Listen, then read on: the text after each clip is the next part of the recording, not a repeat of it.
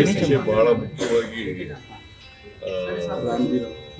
ಮನ್ರೇಗಾ ಈಗ change ಮಾಡಿದ್ದಾರಲ್ಲ, change ಮಾಡಿದ್ದಾರೆ, ಅದರಲ್ಲಿ ವಿಬಿಜಿ ರಾಮ್ಜಿ ಮಹಾತ್ಮ ಗಾಂಧಿ ನರೇಗಾ ಬಿಟ್ಬಿಟ್ಟು ಈಗ ಇದು ಮಾಡಿದ್ದಾರೆ. ಅದನ್ನ 5ನೇ ತಾರೀಕಿನಿಂದ ಆಂದೋಲನ ಮನ್ರೇಗಾ ಬಚಾವ್ ಆಂದೋಲನ ಮಾಡ್ತಾ ಇದ್ದಾರೆ. ದೇಶಾದ್ಯಂತ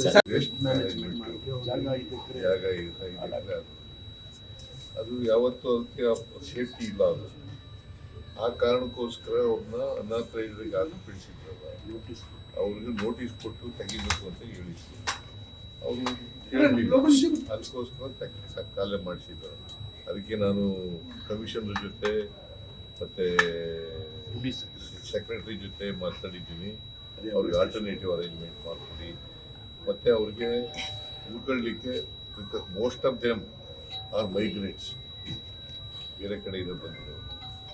ಸೊ ಆದರೂ ಕೂಡ ಮಾನವೀಯತೆ ದೃಷ್ಟಿಯಿಂದ ಅವ್ರಿಗೆ ಆಲ್ಟರ್ನೇಟಿವ್ ಆಗಿ ಜಾಗ ಮಾಡಿಕೊಡಿ, ಅವ್ರಿಗೆ ವಸತಿ ನಿರ್ಮಿಸ್ಕೊಡ್ತಕ್ಕಂಥ ಕೆಲಸ ಮಾಡಿ.